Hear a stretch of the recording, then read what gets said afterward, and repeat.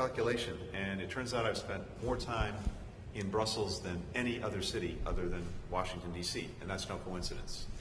It's because NATO is there, of course our friends at the European Union as well. But it has been a center of our engagement, a center of our activity, and that's been made all the better by the exceptional partnership that we have with Secretary General Stoltenberg and NATO. I join people across Europe and indeed around the world in being grateful to the Secretary General for his strong and steady leadership during such a consequential period for the Alliance and for the world. And we're very, very glad that he agreed to extend his tenure through next fall. Today's meeting was an opportunity for us to touch base on the upcoming NATO summit, which will take place in Madrid, as you know, in just a few weeks' time. There, the Alliance will adopt a new strategic concept, the first one since 2010, to make sure that we're ready to meet the challenges of today and the challenges that we anticipate for tomorrow.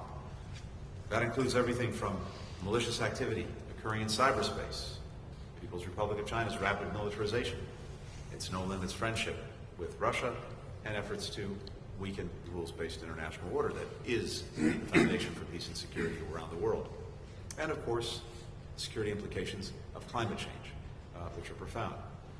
We'll strengthen our relationships with the European Union and with partners in the Indo-Pacific. We will bolster NATO's budget, and we will renew our alliance's defense and deterrence capabilities.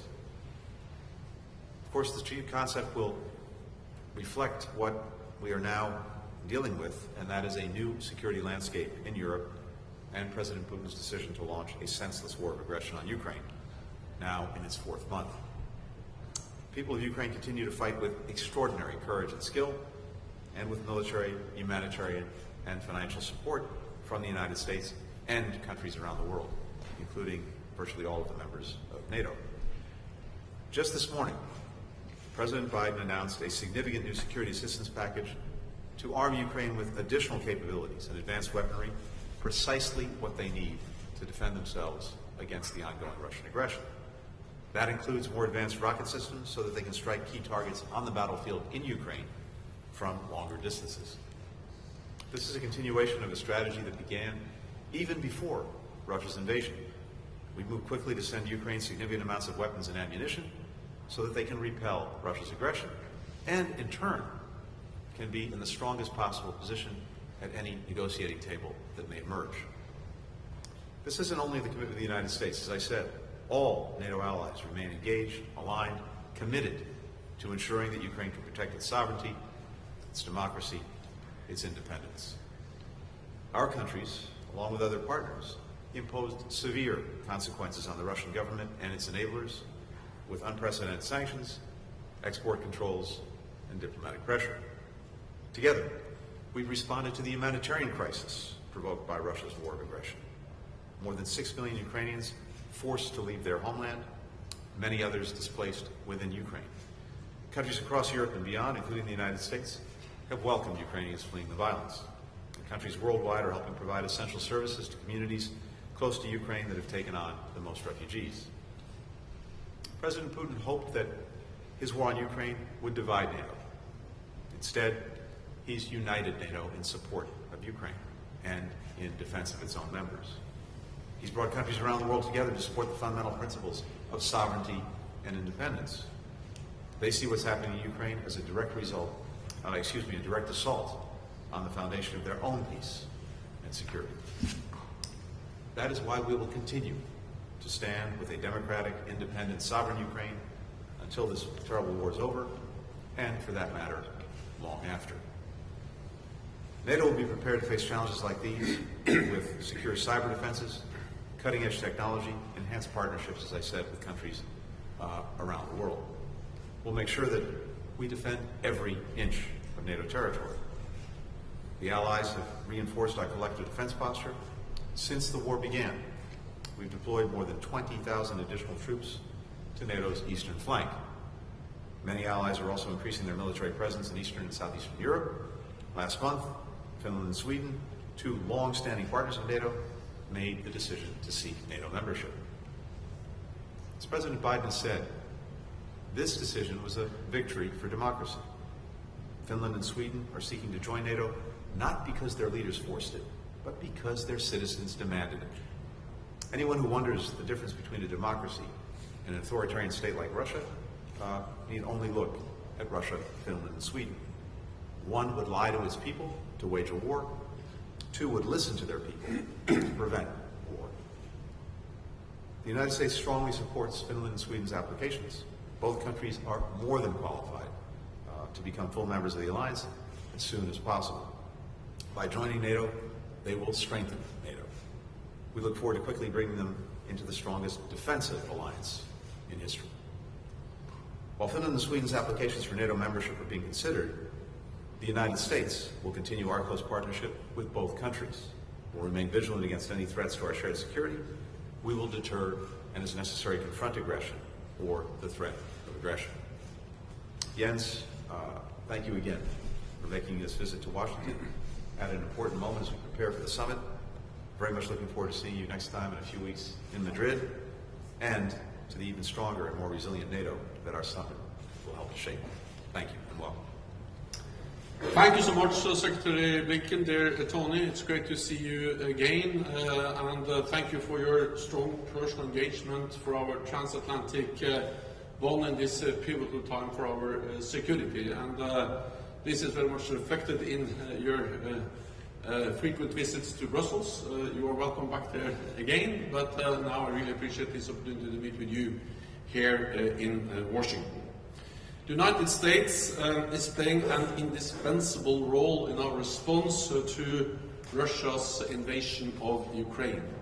And let me commend the United States for your very significant support to Ukraine, which is making a difference on the battlefield every day. I also welcome the latest package of military assistance announced by President Biden this morning. This is a demonstration of real US leadership. The strong support provided by NATO and allies helps ensure that President Putin's brutal aggression is not rewarded and that Ukraine prevails. At the same time, we must prevent the conflict from escalating. So we have increased our presence in the eastern part of the alliance to remove any room for miscalculation in Moscow about NATO's readiness and determination to defend and protect all NATO allies. And let me thank the United States for increasing your military presence across Europe, with over 100,000 troops backed by significant air and naval power. European allies and Canada are also stepping up with more troops, higher readiness, and increased defense spending. For the 7th consecutive year, defense spending has increased, and more allies are meeting our guideline of spending 2% of GDP on defense. President Putin wanted less NATO. He is getting more NATO, more troops, and more NATO members. The decisions by Finland and Sweden to apply for NATO membership are historic, and they will strengthen our alliance. We have to address the security concerns of all allies, and I'm confident that we will find a united way forward. To this end, I'm in close contact with President Erdogan of Turkey and with the leaders of Finland and Sweden.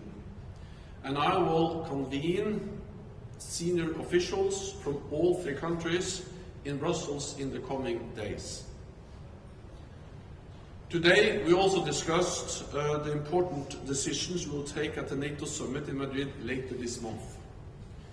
We will agree NATO's next strategic concept, strengthen our deterrence and defense, and prepare for an age of increased strategic competition with authoritarian powers like Russia and China.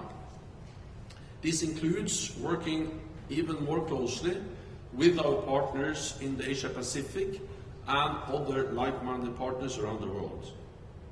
We will also review progress on burden sharing.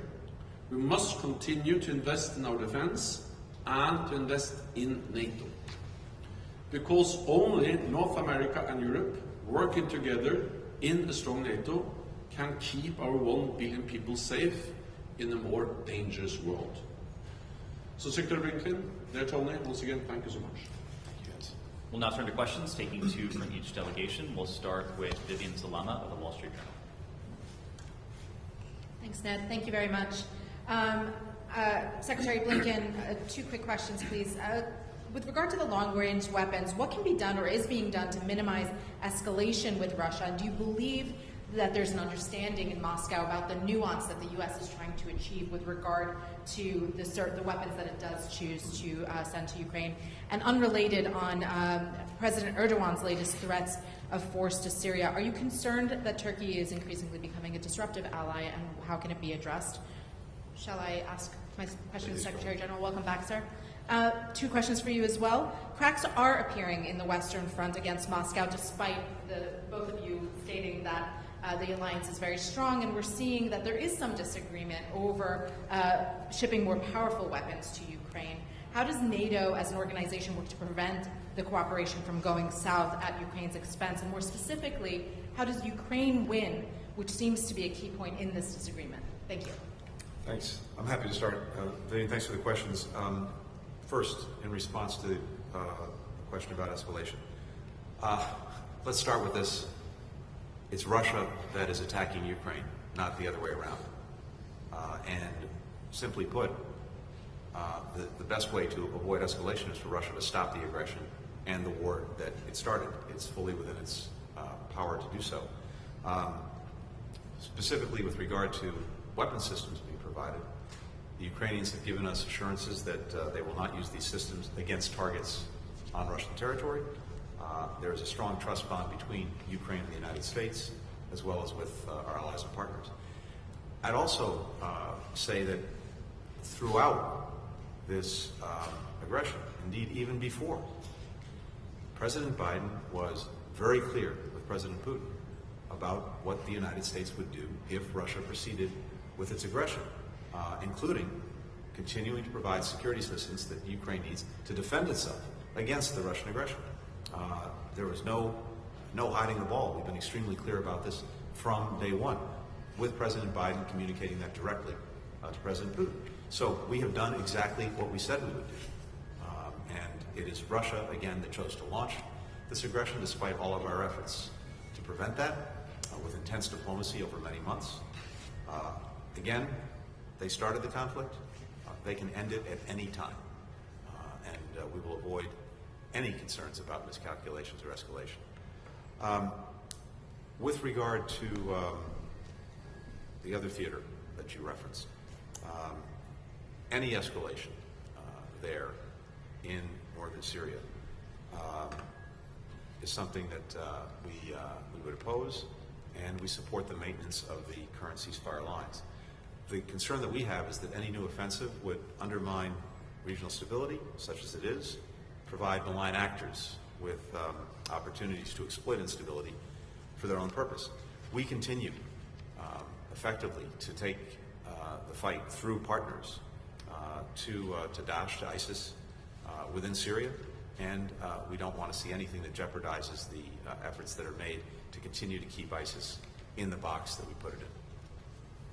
And let me just also, if I could, before I turn it over to Jens, I do want to say one thing about the question that you addressed the Secretary General. Here again, at every stage of this Russian aggression, before the aggression, when it started, and in the months since, at virtually every stage we've heard doubts expressed about what the alliance would do, what countries would do in terms of support for Ukraine, and whether that was actually going to happen. We've demonstrated that it would and that it has. Concerns and doubts about whether we could really deliver on what we said we would do, massive consequences for Russia's aggression with unprecedented sanctions. Well, we've delivered on that. And I would suggest that there are always going to be stories about differences in any particular moment, but when it comes to the strategic direction that we have taken together as allies, as partners, both within Europe and beyond, this, at least in my experience, has been unprecedented in its solidarity, in the common determination, both to support Ukraine with security assistance, economic assistance, humanitarian assistance, to put extraordinary pressure on Russia to cease its aggression, and to shore up the defenses of our alliance. And so again, I'd invite you to go back, look at the questions that were raised starting last fall. They've been answered. Then again, when Russia committed the aggression in the first place, and even to this day. And I'm very confident that the common purpose that we've shown over many months will continue. I can just follow up on that, because what we have seen over the last months is an unprecedented level of unity among NATO allies and partners in the response to Russia's aggressive war against Ukraine. We have seen that when it comes to the provision of military support, humanitarian support, economic support, but also in the way we have seen NATO allies, partners, the European Union, implementing heavy economic sanctions we have not seen anything similar to imposed on any major country ever before. So actually what we have seen is an unprecedented level of unity among NATO allies and partners. Of course, these are difficult decisions, hard decisions, and therefore there is a need for consultations. And therefore I would also like to commend the United States for consulting so closely with allies. Not only after the invasion on the 24th of February, but actually before. The United States consulted closely, Secretary Blinken consulted closely with NATO allies throughout the autumn. We warned, we shared intelligence. There's hardly any other military invasion that has been more predicted than this one. And that's not least because the United States shared so much intelligence with NATO allies in the months leading up to the invasion in February. European allies, of course, as the United States have imposed sanctions, they have a price, also for us. They are hosting millions of refugees, but the alternative not to support Ukraine, that will actually enable President Putin to win. That will be dangerous for all of us, and the price we have to pay will actually be higher than to now invest in the support for Ukraine. Let me end by saying that President Putin made a strategic mistake. He totally underestimated the strength and the will and the ability of the Ukrainian people, the Ukrainian armed forces, to defend themselves. And he underestimated the unity of NATO and NATO allies and partners to support Ukraine. And again, what we see is US leadership helping this to happen, both on the political, diplomatic level, but also when it comes to organizing and coordinating the military support through the support group for Ukraine. On the last question, I would just say that wars are unpredictable. We were able to predict the invasion, but how this war will evolve, it's very hard to predict. What we do know is that almost all wars end at some stage at the negotiating table. And this has also been clearly stated by President Zelensky, that at some stage this will end at the negotiating table.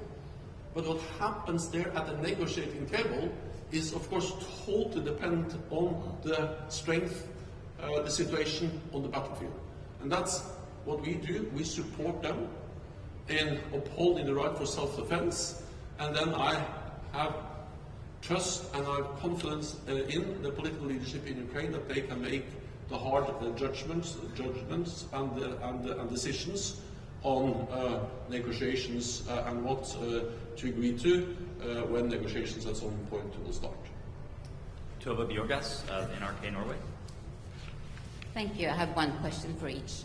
Secretary Blinken, do you think it's possible to deter Russia with weapons at this point, and how far will the US go?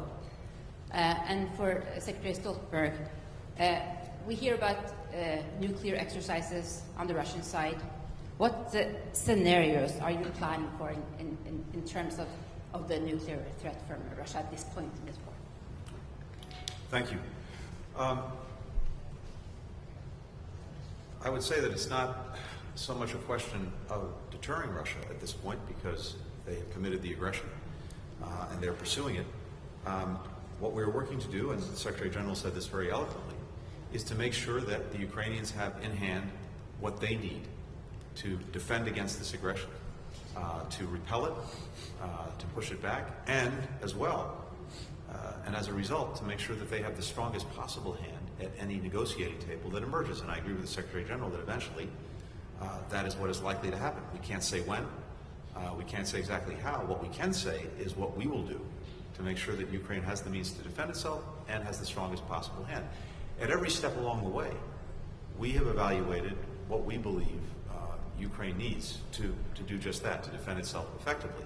And of course, that's changed through the course of this aggression. What they needed to deal with the threats to Kyiv are very different from what they need to deal with what's now happening in southern and eastern Ukraine. So we've adjusted as this has gone along in terms of what we and other allies and partners are providing to the Ukrainians. We'll continue to do that as we go forward.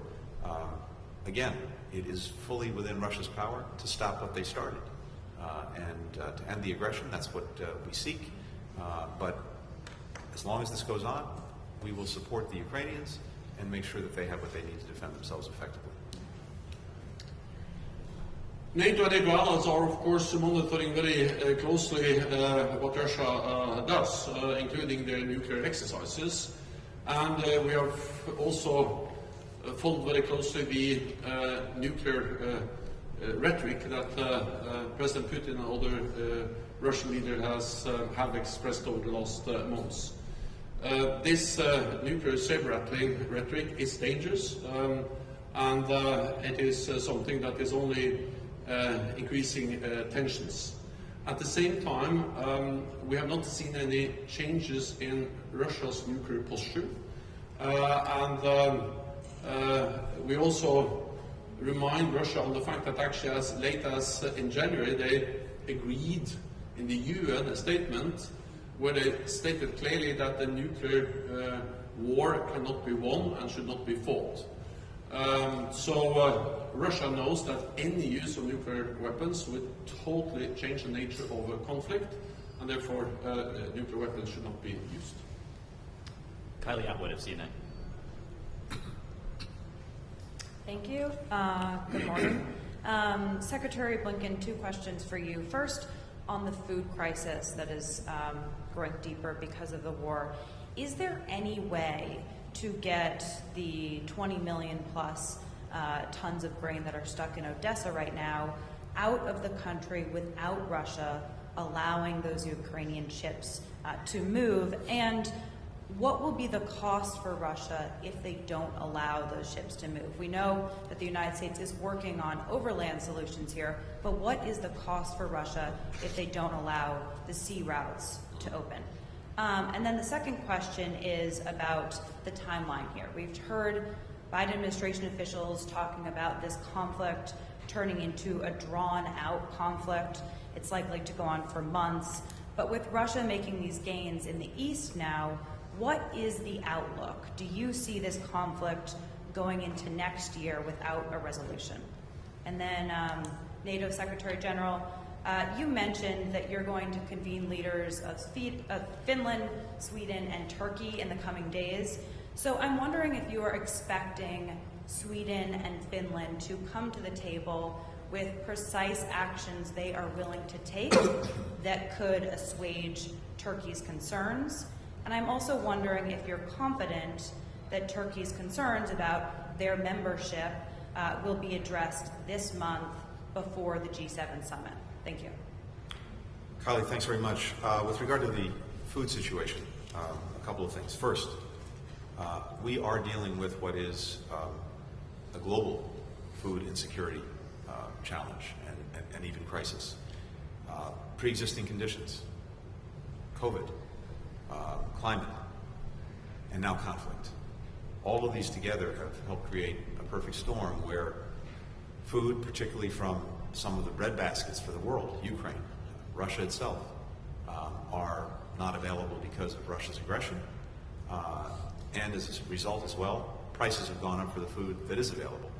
And we had a situation where couple of years ago, there were roughly 100 million people who were food insecure around the world. Before the Russian aggression, over the last couple of years, that's gone up to about 160 million. Now, an additional 40 million people, by expert accounts, are likely to be food insecure as a result directly of the Russian aggression. Because, to your point, what's happening is this.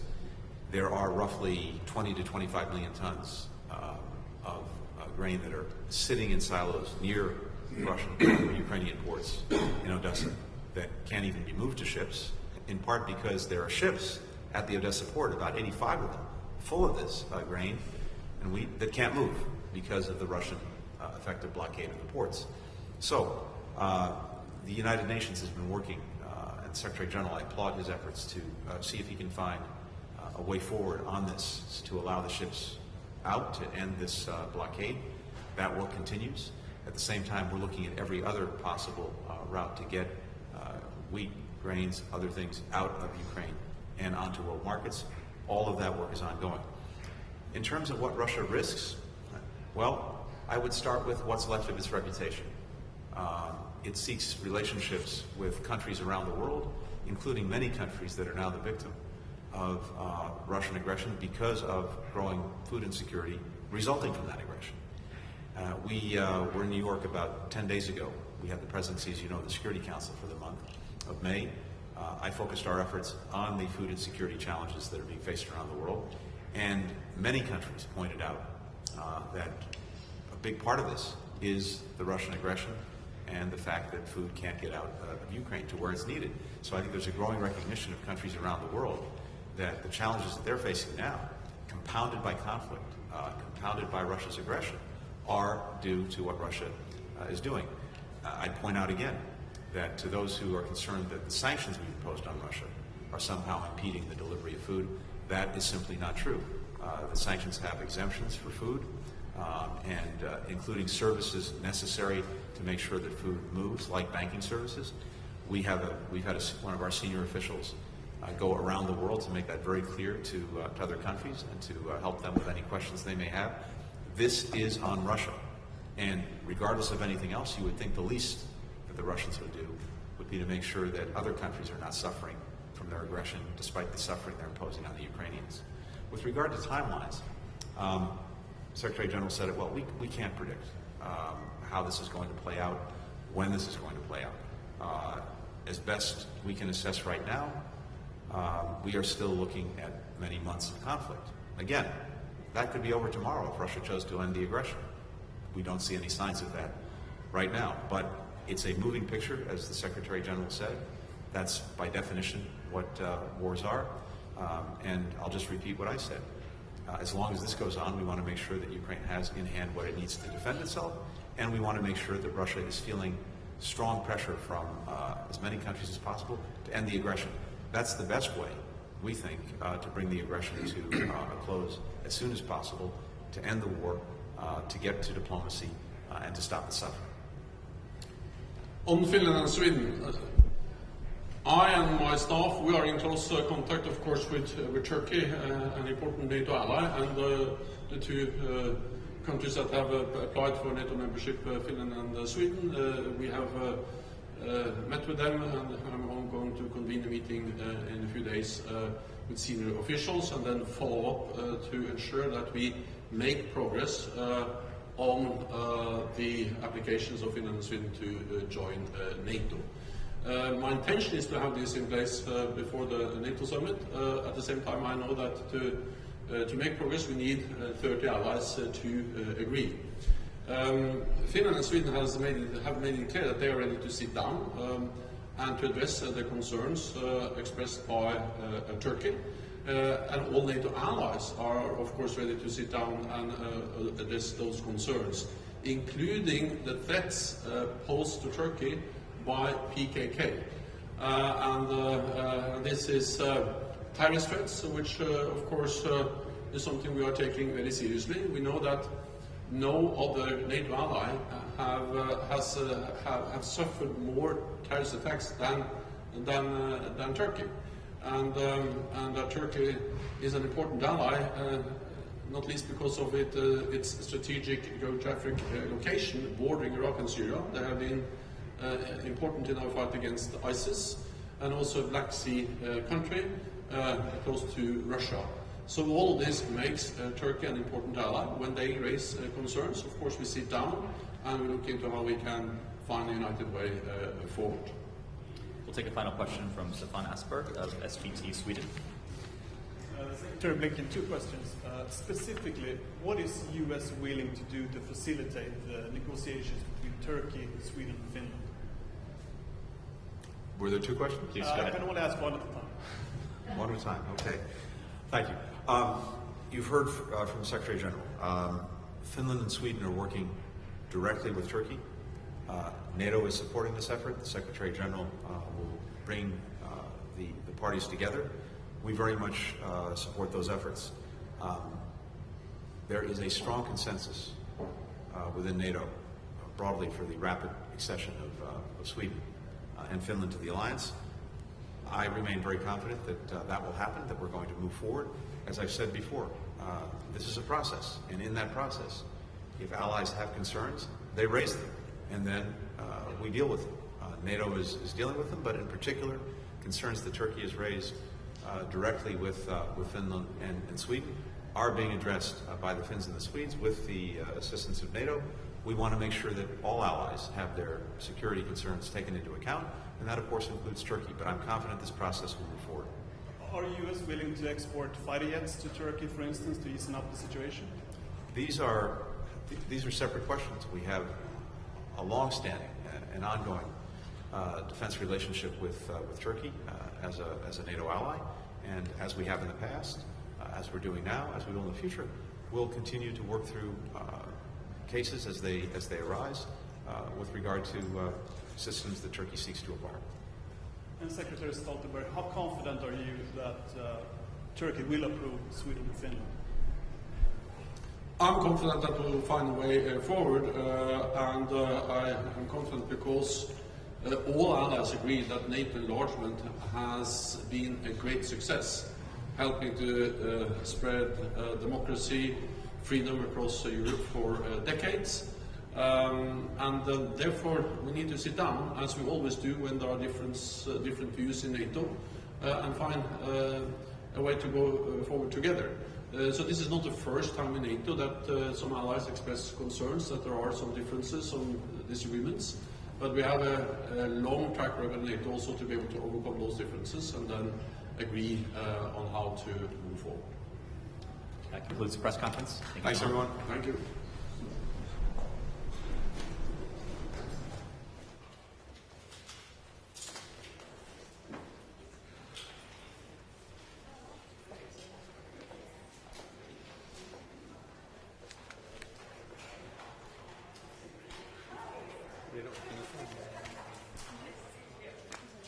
Det